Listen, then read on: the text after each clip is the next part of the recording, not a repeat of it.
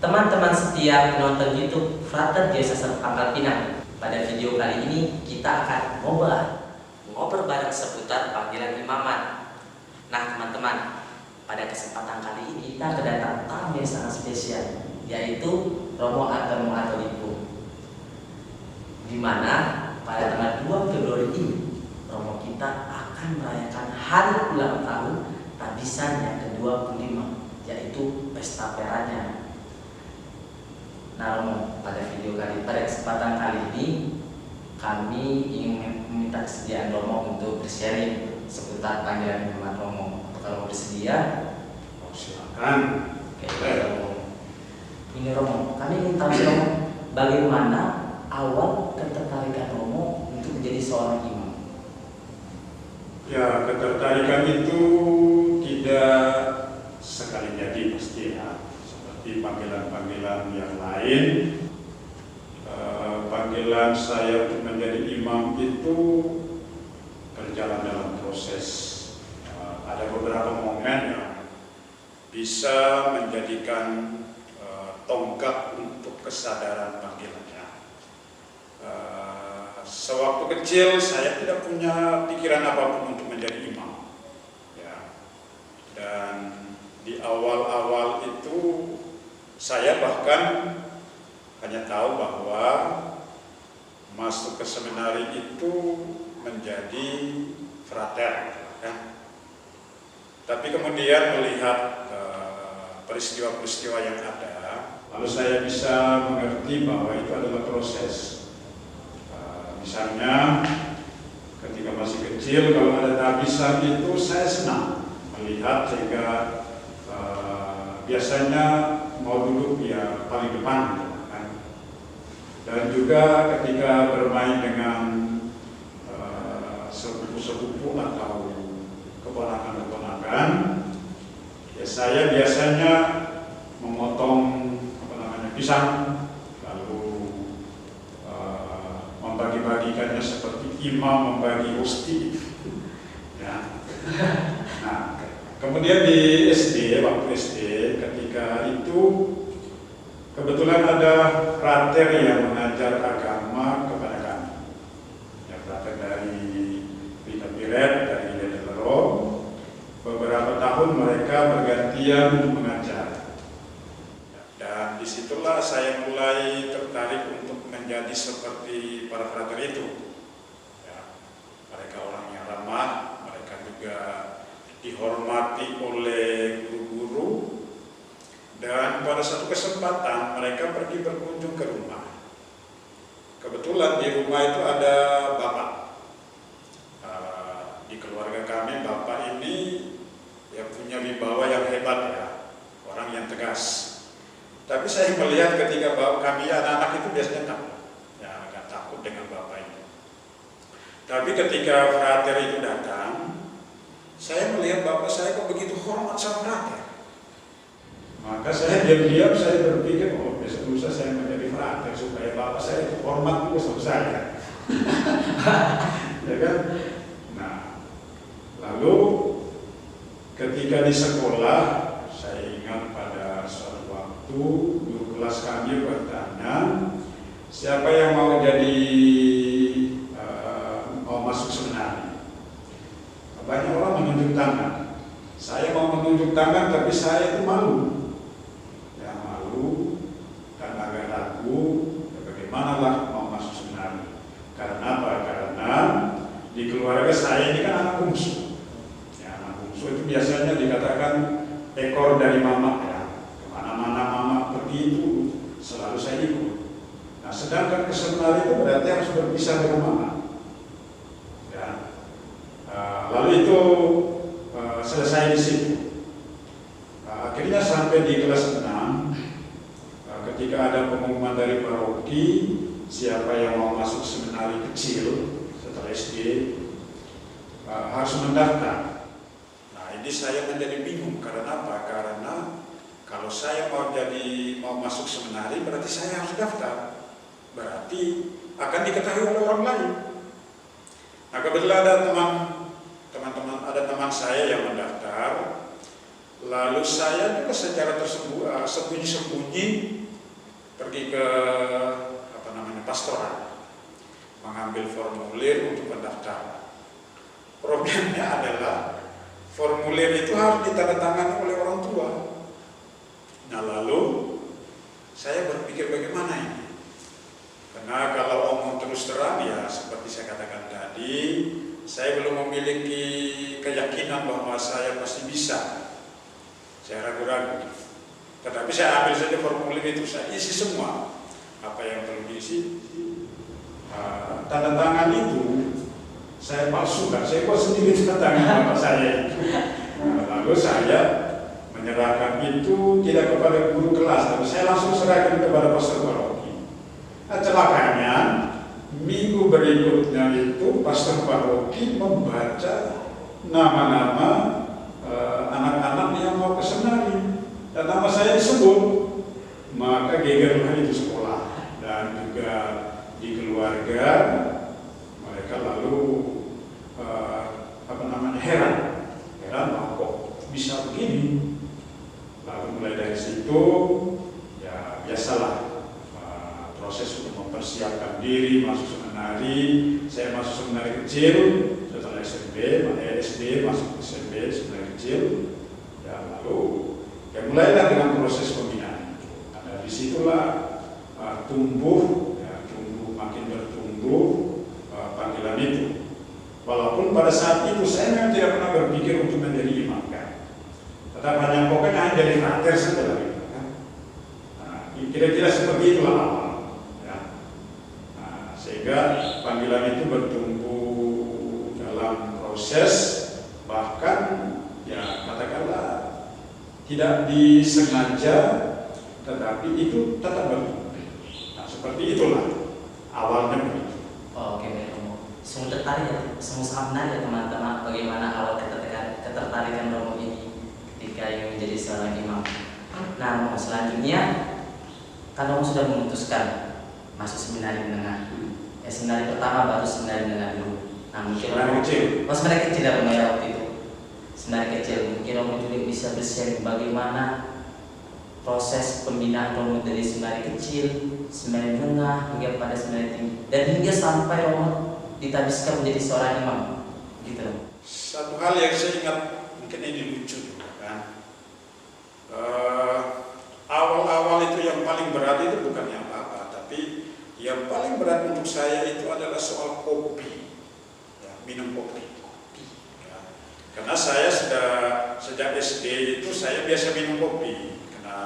Dengan mama itu, walaupun bapak orang tua itu melarang untuk tidak boleh anak-anak tidak boleh minum kopi, tapi karena saya ini anak bungsu, saya kan selalu duduk dekat dengan mama, selalu begitu, ya kan? Maka selalu kopinya mama itu saya minum setengah, mama saya setengah. Jadi setiap pagi pasti selalu minum kopi, tapi sembunyi-sembunyi dengan dari bapak itu. Nah, maka tantangan pertama itu bukan yang lain, tantangan pertama itu kopi. Ya, kenapa? Kalau tidak minum itu kepala pusing. Nah, lalu ini menjadi tantangan yang paling berat. Dan ketika saya masuk ke seminari, lalu ada dua hal yang mereka keluarga saya, ya orang tua dan juga saudara-saudari saya, keluarga saya itu mereka tidak yakin. Karena apa? Karena anak bungsu tadi itu yang pertama. Lalu yang kedua itu adalah soal kopi tadi. Karena di seminari itu tidak ada minum kopi. Jangankan minum kopi, air teh saja tidak ada, hanya air putih saja seminari kecil. Nah, tapi saya punya tekad begitulah ya. Kalau minggu pertama saya bisa bertahan, maka saya akan bertahan pada minggu kedua. Minggu kedua bertahan, berarti saya akan bertahan sampai minggu ketiga. Akhirnya sampai dengan 1 bulan saya bertahan di seminari dan saya tidak pulang, walaupun ada kemungkinan untuk pulang pada hari Minggu. Ketika 1 bulan saya kembali muncul ke rumah, saya pulang ke rumah, semua orang heran karena saya datang tidak membawa apa-apa. Itu berarti akan pulang lagi ke seminari. Dan saya ke rumah itu hanya untuk meminta mama itu buat kopi, lalu setelah minum saya langsung pulang. Ya, setelah saya langsung pulang. Dan setelah itu saya tidak pernah minum kopi lagi. Ya, karena proses di seminari itu. Nah, pendidikan di seminari ya biasalah kalau ya bayangkanlah anak kecil tamat SD masuk ke seminari di asrama, pasti awal-awalnya itu berat karena apa? Berpisah dari orang tua. Tetapi karena punya teman banyak, maka itu tidak dirasakan selagi sebagai sebuah persoalan. Ya, tadi ya tahulah di proses pembinaan di seminari dengan disiplin yang amat tinggi. Ya, sehingga kami menjalani itu. Satu hal yang saya ingat itu bahwa kedisiplinan itu ya mengikuti saja aturan yang telah ditetapkan dan membuka diri kepada pembimbing, mereka akan membantu kita, maka semuanya itu akan berjalan dengan baik. Ya, jadi proses bina itu seperti itu, sehingga karena sudah dibiasakan dari seminari kecil, lalu saya setelah dari seminari Yohanes 23 di Lela, saya selesai, lalu saya melanjutkannya ke seminari menengah atas di Matalopo, itu ada dulu. Di sana tantangannya lain lagi karena daerah dingin, maka tantangan yang paling utama itu adalah menyesuaikan dengan iklim dingin itu. Karena kami sudah dibiasakan dari seminari kecil, sehingga kalau soal pembinaan di seminari menengah itu tidak terlalu menjadi sulit. Ya, lalu kemudian dari seminari menengah atas di Matalopo, kebetulan pada waktu itu Monsinyur Hilarius Manurak almarhum Pangkal Pinang menjadi rektor kami, dan pada waktu saya kelas 3, beliau diangkat menjadi uskup Pangkal Pinang, sehingga kemudian kami beberapa orang melamar ke uskupan Pangkal Pinang, sehingga kami lalu diutus untuk studi sebagai frater di Seminari Tinggi Santo Petrus ini, sampai akhirnya menyelesaikan itu pada tahun 1996. Ya, tahun 96 selesai pembinaan di sini, lalu kemudian menerima tabisan diakon. Seperti itulah kira-kira prosesnya. Oh, baik, terima kasih Romo. Jadi teman-teman, Romo semua ini menjalankan pendidikan calon imam ini dari seminari kecil ya teman-teman. Seminari kecil itu tamat SD ya. Nah, tamat SD lalu lanjut ke seminari menengah, lalu seminari tinggi. Nah, kan Romo kita habiskan ya, ketika sudah mengikuti 3 tahap tersebut. Apa sih moto panggilan atau moto tabisan yang Romo hidupi hingga saat ini? Oh, moto itu lahir dari ketertarikan saya terhadap tokoh yang kita semua masih tahu, Yohanes Pembaptis. Ya. Ini menurut saya tokoh yang amat unik, ya, karena Yohanes Pembaptis itu adalah utusan yang mendahului Yesus. Dia itu begitu komit terhadap panggilannya dan juga cara hidupnya unik.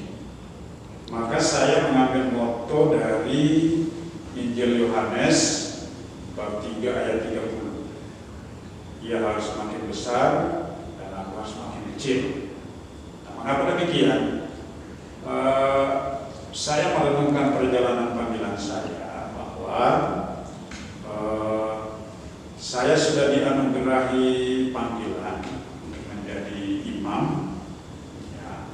Tetapi saya juga menyadari bahwa saya memiliki kelemahan, kekurangan, ya. Tetapi juga seringkali memiliki yang namanya kesombongan, ya kan? Lalu merasa diri mungkin hebat dan macam-macam begitu. Tetapi dengan memilih moto itu mengingatkan saya supaya apapun, baik itu dalam kelemahan atau kerapuhan, kekurangan ataupun kelebihan keberhasilan atau kegagalan, satu hal yang saya ingat itu adalah bahwa ia harus makin besar atau harus makin kecil. Berarti apa? Tuhan itu harus menjadi yang utama. Yang menjadi utama karena juga bahwa saya melihat bahwa seluruh panggilan saya itu berkat campur tangan Tuhan. Ya, berkat campur tangan Tuhan sehingga Tuhan itu harus menjadi yang pertama. Tetapi kalau itu tidak gampang, ya. Karena ya kita dalam perjalanan kita biasanya malah terbalik. Nah, kalau bisa Tuhan itu menjadi makin kecil, kita menjadi makin besar.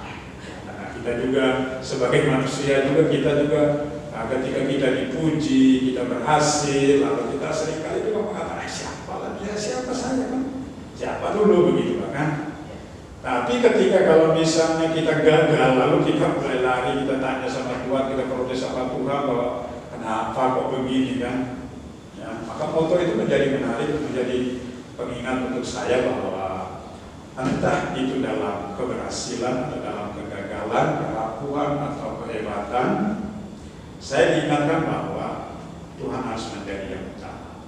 Dan itu biasa menjadi bagian tetap dari doa-doa, ya, dari doa-doa yang saya panjatkan atau saya doakan itu selalu saya sertakan yang itu, ya, supaya itu menjadi pengingat, ya, pengingat bahwa Tuhan harus menjadi yang utama. Ya. Sampai dengan saat ini, yang memang belum katakanlah berhasil 100% untuk perjuangan. Ya, tapi dengan moto itu kita bisa, saya diarahkan, diorientasikan, disadarkan untuk selalu tetap pada panggilan itu. Akhirnya begitu kan? Oh, terima kasih Romo. Begitu teman-teman. Wow teman-teman, Romo ini sangat menghayati moto imamat ya teman-teman. Nah Romo, sudah 25 tahun Romo menjalani imamat. Ya. Tugas apa saja yang sudah Romo emban selama 25 tahun menjalankan imamat ini? Kalau dilihat dari jenis tugasnya tidak banyak ya, karena setelah saya ditabiskan diakon tahun 1996 di Seminari Tinggi ini, lalu saya kembali ke keuskupan. Ya, pada waktu itu satu saja pemikiran saya, yaitu bahwa saya mau menjadi pastor rekan di paroki. Dan itu terkabul ya, Bapak Uskup mengutus saya untuk diakonat di paroki Katedral Santo Yosef Pangkal Pinang. Dan di paroki itu, pastor paroki pada waktu itu Romo Hendra almarhum memberikan tugas kepada saya untuk tinggal di daerah Bangka Selatan di Stasi Koba waktu itu, belum menjadi paroki, untuk menjajaki terbentuknya paroki, ya, sehingga tugas saya pertama juga sampai dengan tabisan imamat tahun 1997 2 Februari saya ditugaskan oleh Bapak Uskup untuk tetap melanjutkan tugas dari diakonat itu di tempat yang sama sampai pada pertengahan tahun 1998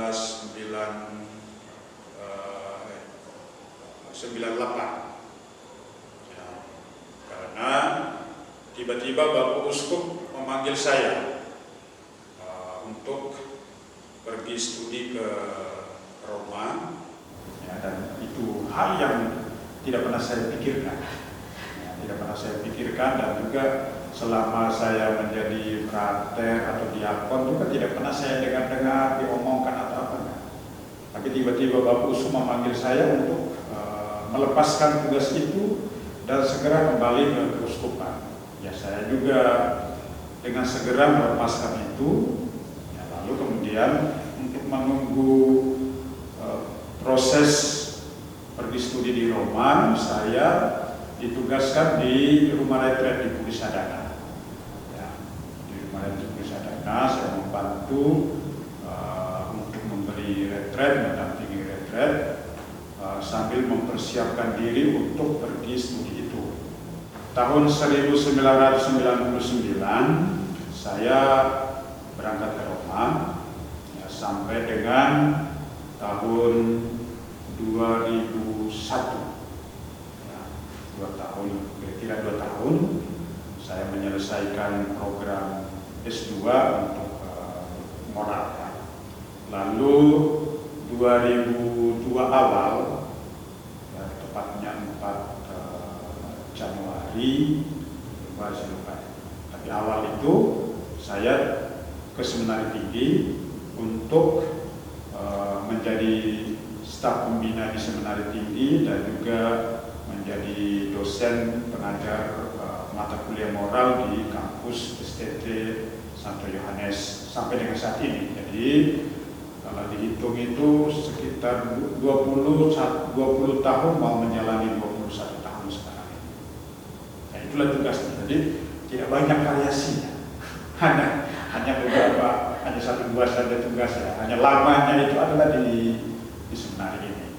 Ya, jadi bahkan kalau dikatakan dengan itu, selama saya menjadi imam itu justru lebih banyak ya di seminari ini. Ya, menjalani 21 tahun, hanya 4 tahun di beberapa karya itu.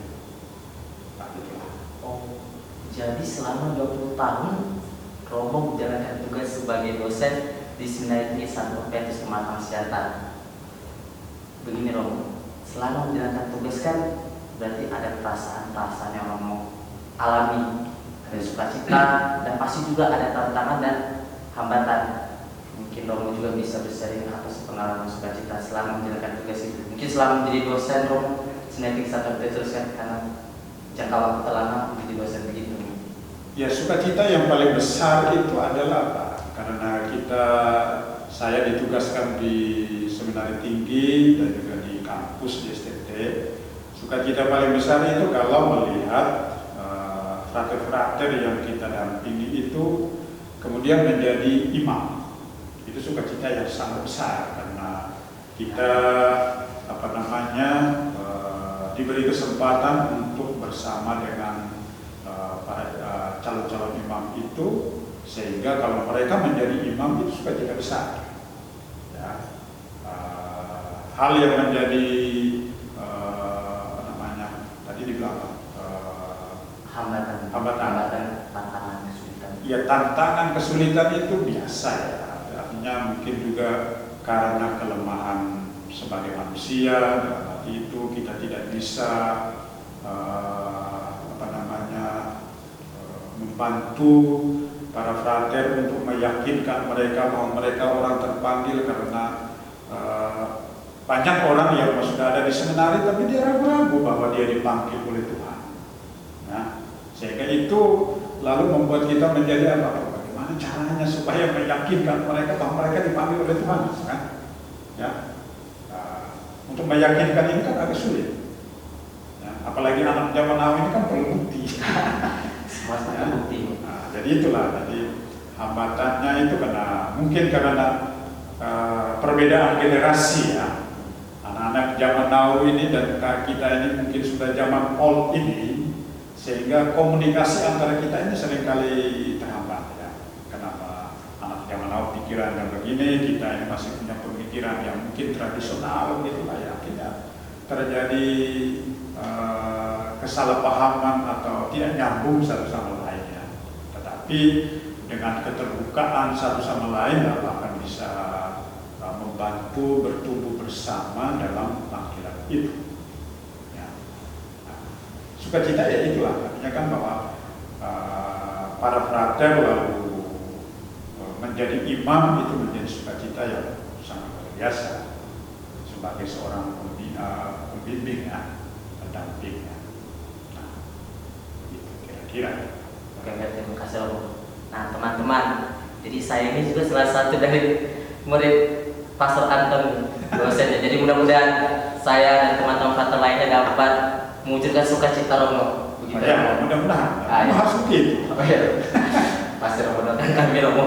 Ya karena orang sudah masuk seminari lalu dia mengatakan bahwa Saya ragu apakah saya dipanggil atau tidak. Ini kan aneh, kan? Tapi ya, itu kan juga kenyataan. Oke, baik. Terima kasih Romo. Teman-teman, kita sudah memasuki pada akhir bagian dari podcast kita ngobrol bareng seputar panggilan imamat bersama Romo Antar Bipung. Di akhir video ini Romo, mungkin Romo bisa memberikan pesan atau harapan serta peneguhan bagi teman-teman kaum terpanggil begitu Romo, khususnya kami para frater dan juga umat yang nonton video ini. Ya, bagi para frater atau saudara-saudari yang memilih jalan panggilan Tuhan mau menjadi imam atau religius atau apapun, ya jangan pernah ragu bahwa Anda dipanggil oleh Tuhan. Ya, Tuhan itu memiliki 1001 macam cara untuk memanggil orang.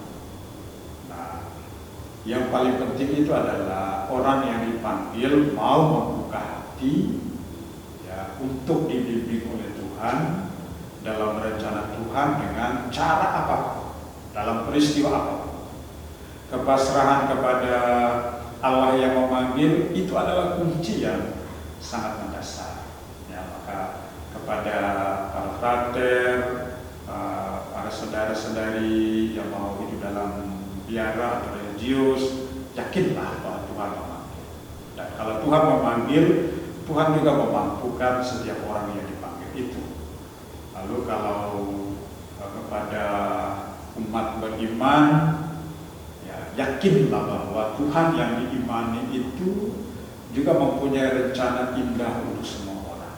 Ya, asal kita mau membuka hati, menyerahkan diri kepada Tuhan, berpasrah kepada Tuhan, maka Tuhan akan melakukan apa yang terbaik untuk kita.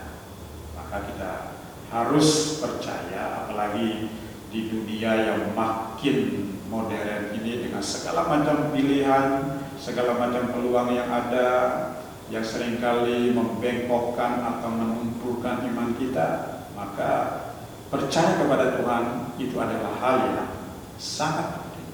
Dan itu menjadi dasar untuk kita untuk mewujudkan hidup kita sebagai orang beriman. Kira-kira itu pesan. Ya, mari kita berserah diri kepada Tuhan dan Tuhan akan memberikan yang terbaik. Terima kasih Romo. Teman-teman, rekan sepanggilan, ingat pesan dari Romo Antar Bipung bahwa jangan pernah ragu bahwa kita dipanggil oleh Tuhan. Dan untuk umat beriman sekalian, yakinlah rencana Tuhan akan indah pada waktunya. Terima kasih Romo atas kesediaan Romo dalam ngobrol bareng seputar panggilan imamat, dan kami mengucapkan selamat atas hari ulang tahun Tabisan Imamat Romo yang ke-25 tahun. Ya, terima kasih banyak doa dan dukungan. Mari kita berjalan bersama dalam panggilan Tuhan, menyerahkan diri semuanya kepada Tuhan. Tuhan akan memiliki rencana dan juga jalan terbaik untuk kita. Terima kasih banyak juga. Ya. Sama-sama. Demikian teman-teman video kali ini. Bertemu kembali di YouTube Frater Diocesan Pangkal Pinang. Dan